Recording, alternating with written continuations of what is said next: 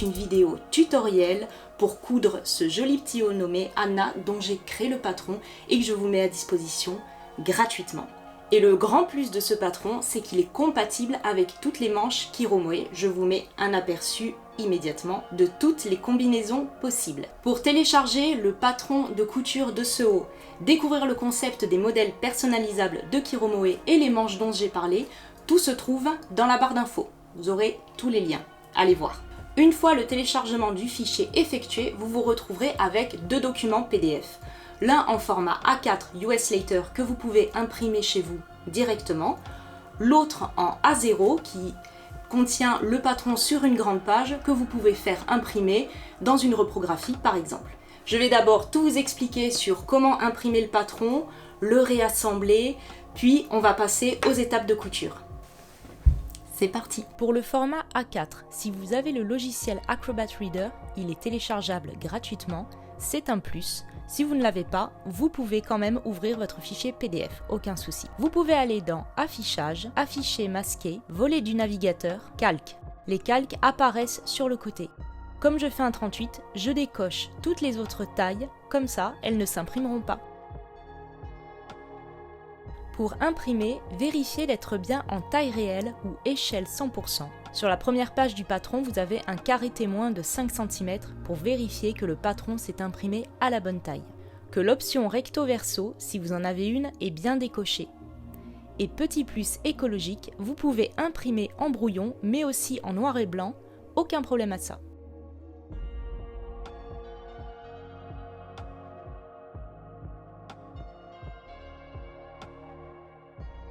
Pour les fournitures, il vous faudra 1 m à 1 m 10 de tissu selon la taille choisie pour une laise de 140 cm. Il vous faudra prévoir plus de tissu si vous avez une laise de 110 cm par exemple. Une fois que votre patron est imprimé, vous allez avoir une première page avec le dessin à plat du modèle et la seconde page va vous montrer comment reconstituer le patron. Gardez celle-ci près de vous. Et ensuite, on a toutes les pages du patron en lui-même que l'on va reconstituer avec des numérotations sur chaque page. Première chose à faire pour assembler notre patron correctement, on va couper en haut et à gauche de chaque feuille le long des lignes. Vous pouvez faire ça à l'aide d'une paire de ciseaux, bien évidemment, mais si vous avez, comme moi, un massicot, cela ira beaucoup plus vite.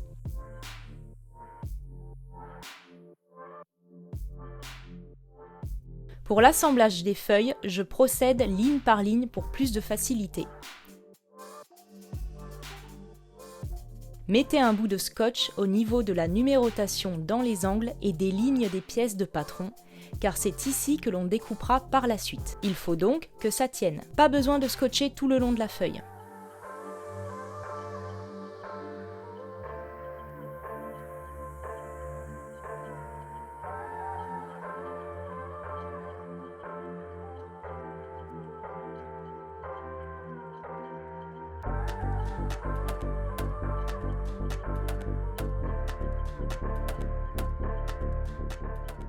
Et maintenant, j'assemble de haut en bas pour former les colonnes.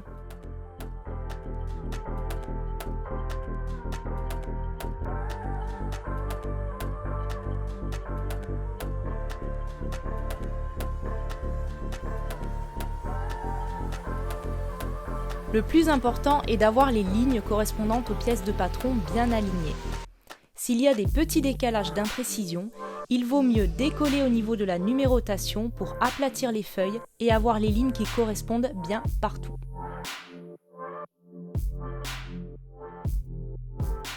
Et le voilà en entier. Plutôt facile, non? Ça y est, c'est le moment de découper le patron. On suit bien la ligne correspondant à notre taille.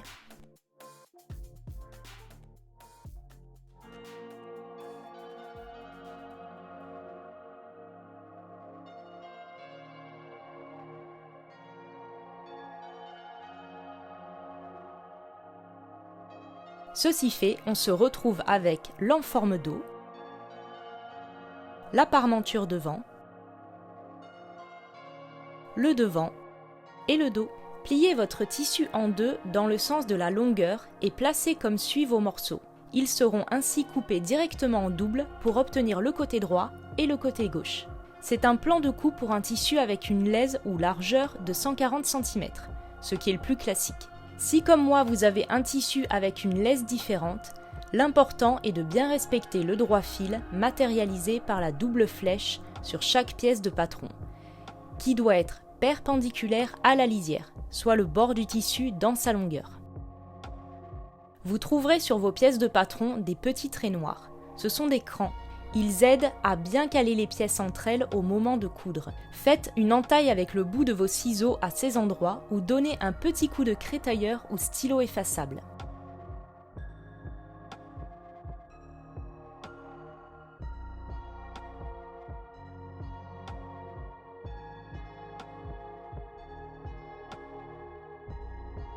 Prêtez attention à l'enforme dos, c'est une pièce qui doit être placée le long du pli du tissu.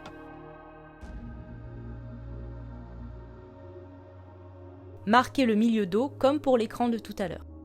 Si vous souhaitez, comme moi, réaliser les ficelles dans le tissu, tracez 6 bandes de 30 cm de long et 3 cm de large chacune. Je vous conseille de tracer également le milieu de chaque bande à la craie ou au stylo effaçable, soit à 1,5 cm des bords. Si vous ne souhaitez pas réaliser ces ficelles, vous pouvez les remplacer par des rubans.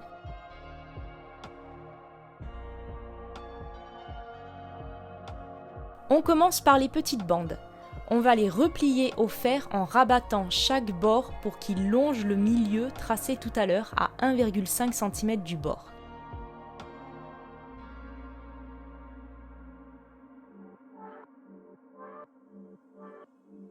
Et voilà, 6 jolies petites bandes préformées. On passe sur la machine à coudre et on plie notre bande en deux avant de piquer assez proche du bord. Pas forcément trop non plus, pour fermer notre ficelle. Pensez bien au point d'arrêt au démarrage et à l'arrivée de la couture. Cela vaut pour toutes les coutures.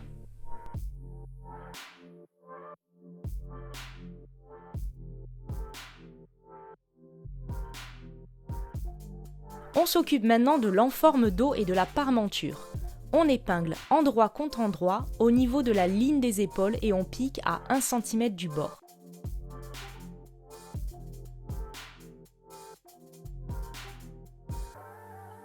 On ouvre les coutures au fer à repasser, puis on les couche vers le dos, côté en forme.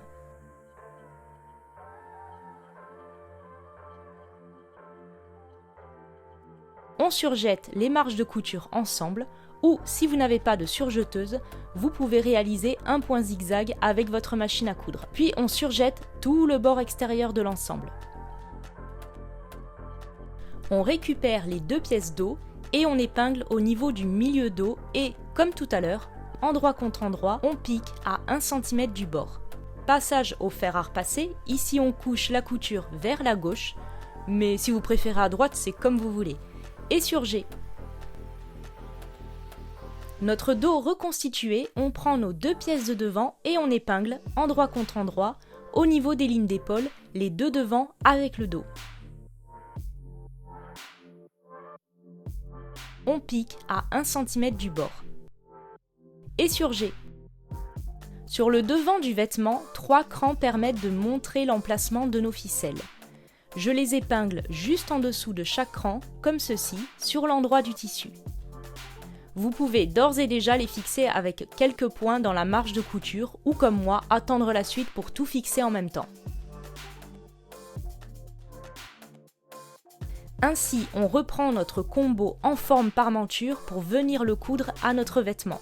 Endroit contre endroit, on épingle tout le long en veillant bien à respecter les crans et faire correspondre les lignes d'épaule entre elles.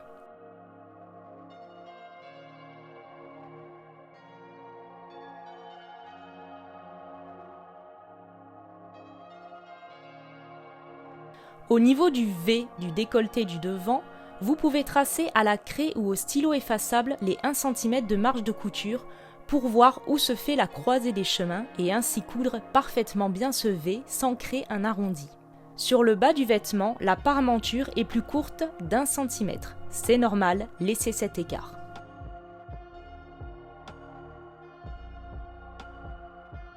On pique à 1 cm du bord tout le long et lorsque l'on croise notre petit marquage, on lève le pied machine sans lever l'aiguille, on tourne notre vêtement pour le remettre dans l'axe, on abaisse le pied et on poursuit notre couture.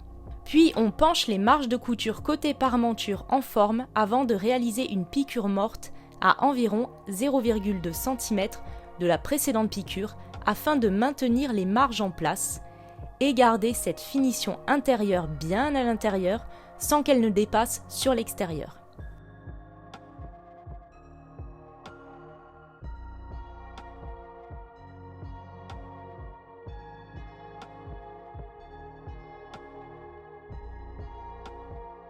On se rapproche de la fin.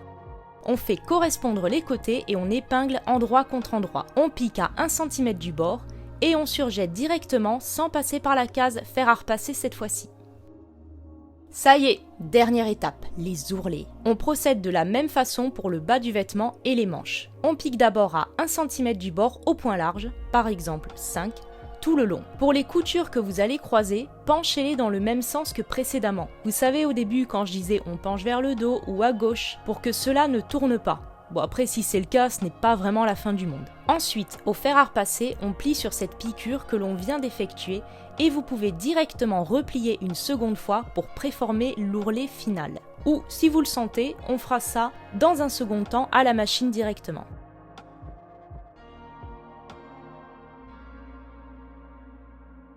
Pour les manches, n'oubliez pas de retirer la pièce de devant votre machine, si vous l'avez, ce sera plus facile. Sur l'envers, on replie une seconde fois notre tissu et on pique à 0,2 cm du bord en faisant tout le tour pour avoir un joli ourlet double rempli bien fini sur le bas du vêtement et des manches. Notre joli haut est enfin terminé. J'espère que ce tutoriel et surtout ce haut vous ont plu. Si c'est le cas, n'hésitez pas à m'en faire part dans les commentaires, c'est très important pour moi. Partagez votre création sur les réseaux sociaux à l'aide du hashtag #MaCréationKiromoe ou tout simplement Kiromoe. Mais si vous voulez me partager vos réalisations en privé, il n'y a aucun souci. Vous avez une adresse email en barre d'infos, ça me fera très plaisir de voir ce que vous avez créé. N'oubliez pas d'aimer cette vidéo si elle vous a plu, de vous abonner si ce n'est déjà fait, et je vous dis à la prochaine.